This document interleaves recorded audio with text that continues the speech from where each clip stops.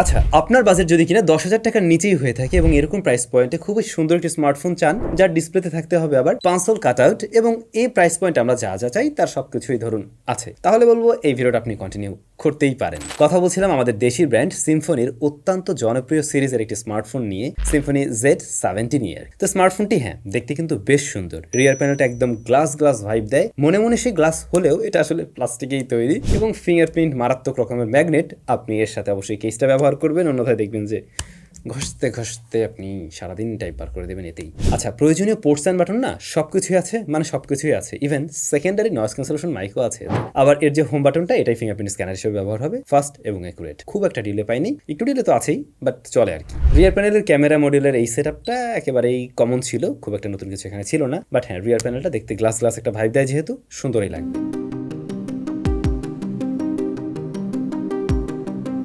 আর বাকি build material সবকিছুই প্লাস্টিকে তৈরি। আচ্ছা, ডিসপ্লেটা ভালো লেগে যাবে ম্যাক্সিমাম মানুষের কাছে সামনের দিকে আসলে, কারণ 9,000 সামথিং এরকম প্রাইস পয়েন্টের স্মার্টফোনে পাঁচল কাট আউট একটু কমই দেখা যায়। এই মুহূর্তে আমার মনেও নেই আর কোন কোন মডেল আছে। তো এই জিনিসটার কারণে এই স্মার্টফোনটা এরকম প্রাইস পয়েন্টে বেশ কিছুটা এগিয়ে থাকছে। লোয়ার চিনটা বেশ ভালো রকমেরই মোটা সোটা, তারপরেও ওভারঅল ডিসপ্লেটা দেখে ভালো লাগছে, কিন্তু এরকম প্রাইস পয়েন্টের একটা ফোন বিবেচনায় এর সাইজ, মানে ডিসপ্লের সাইজ 6.56 ইঞ্চ এইচডি প্লাস ইনসিয়ার প্যানেল আর কি। তবে সে যাই হোক না কেন, ডিসপ্লেটার ব্রাইটনেস ইনডোরের জন্য একদমই ঠিকঠাক আছে, এর বেশি প্রয়োজন হয় না। আউটডোরে সানলাইটে, মানে ডিরেক্ট সানলাইটে কিছুটা স্ট্রাগল করে, যদিও দেখার উপযোগী ছিল বা চালানোর উপযোগী আর কি। সিম্ফনির এই ফোনটাতে আমরা টাচ রেসপন্স জনিত কোনো প্রবলেম পাইনি। একটু app open close time delay হয়তো মনে হতে পারে যেটা টাচের সমস্যা কিনা, ওটা টাচের জন্য না, ওটা সাধারণত বাজেট ফ্রেন্ডলি স্মার্টফোন যে কোনো অ্যাপ ওপেন করতে গিয়ে একটু টাইম নেয়, ওটুকুই, আর কিছু না। আর ডিসপ্লেটা খুব কাছ থেকে দেখতে গেলে রেজলিউশনের ঘাটতি মনে হবে, যেহেতু এইচডি প্লাস, এটা খুবই স্বাভাবিক ছিল। তবে পাঁচল কাট আউটের জন্য ওভারঅল যে কোনো ভিডিও টিডিও দেখে আর কি ভালো লাগতেছে এই ডিসপ্লেতে। স্মার্টফোনটি রান করছে অ্যান্ড্রয়েড 13-এ এবং প্রসেসর হিসেবে রয়েছে ইউনিএসওসি T606,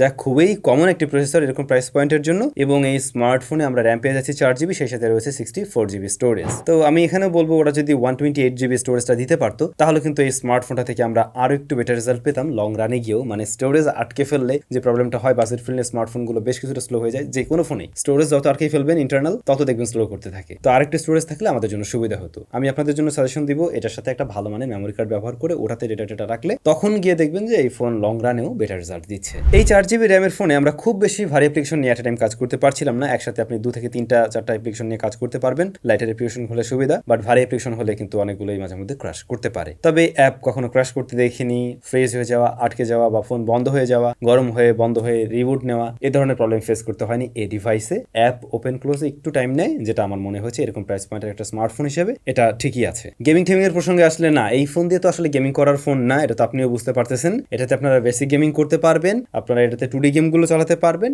আর ফ্রি ফায়ার যদি খুব বেশি চালাতে ইচ্ছা করে চলবে, অ্যাকশন মোমেন্টে গেলে বেশ ভালো রকমেরই বাঁধবে এবং ফ্রেমটা স্টেবল থাকবে না, আর একটু হিট জেনারেটও করবে। রিয়ারি ক্যামেরা 3টা, 52 মেগাপিক্সেল হলো মেইন শুটার, তারপরে 2টা করে শুটার আছে আর কি। দুধভাত সামনে আছে 8 মেগাপিক্সেলের শুটার। তো ফ্রন্ট ফেসিং দিয়ে যদি আজকে একটু শুরু করি, এর ফ্রন্ট ফেসিং ক্যামেরাটা ভালো লাগছে এরকম প্রাইস পয়েন্টে। আমরা দেখছিলাম একটু ওয়ার্ম টোনের দিকে ছবি যদিও দেয়, বাট তারপরও ভালোই লাগে আর কি। আর এটা এক্সপোজার ব্যালেন্স করতে গিয়ে একটু হিমশিম খায়, প্লাস ডাইনামিক রেঞ্জ আহামরি না, কিন্তু যখন কিনা আপনি 9,500 টাকা দিয়ে কিনবেন, ওরকম প্রাইস পয়েন্টের স্মার্টফোনের সাথে কম্পেয়ার করবেন, দেন আবার এটা মানা যাচ্ছে। তারপরে যদি আসি আমরা মেইন শুটারে, হ্যাঁ মেইন শুটারে যদি প্রপার লাইটেই দেওয়া যায়, অর্থাৎ ডে লাইট কন্ডিশনে, ভালো লাইটিং কন্ডিশনে ছবি তুলেন, তখন দেখবেন যে এটার ছবি ভালোই আসছে। একটু কন্ট্রাস্ট হওয়ার প্রবণতা আমরা এখানে দেখছি, কালারও একটু বাড়িয়ে দিচ্ছে, যেগুলো দেখতে আবার খারাপ লাগে না, আইকেসি টাইপের একটা কালার দেয়, বাট কন্ট্রাস্টটা আরেকটু কম হলে সুন্দর লাগতো আর কি। আর শ্যাডোর দিকে ডিটেল ততটা ভালো পাওয়া যায় না, বা লো লাইটে খুব একটা ডিটেল পাওয়া যায় না, মোটামুটি মানের ছবি পাওয়া যায়। পোর্ট্রেট মোড, হ্যাঁ এখানে আপনারা পেয়ে যাচ্ছেন। এজ ডিটেকশন মাঝে মধ্যে মিসম্যাচ করবে ক্রিটিক্যাল জায়গাগুলোতে আর কি।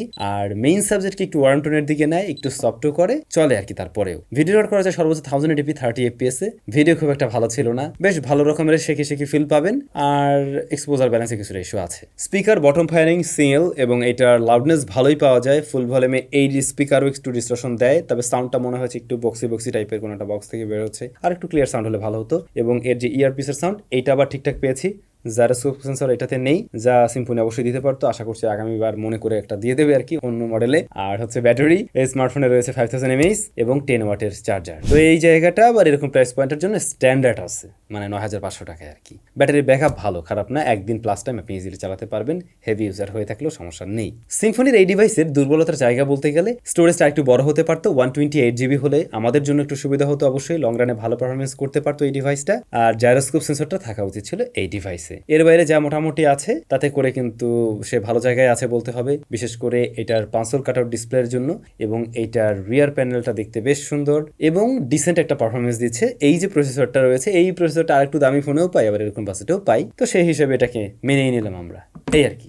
আপনাদের কাছে কেমন লাগছে এই ফোন অবশ্যই কমেন্ট করে জানান। কিনবেন ওই যে যারা ভিডিওটা বেশি দেখেন তাদের ভালো লাগবে আর কি। ভালো থাকবেন, দেখা হচ্ছে নতুন ভিডিওতে, টাটা।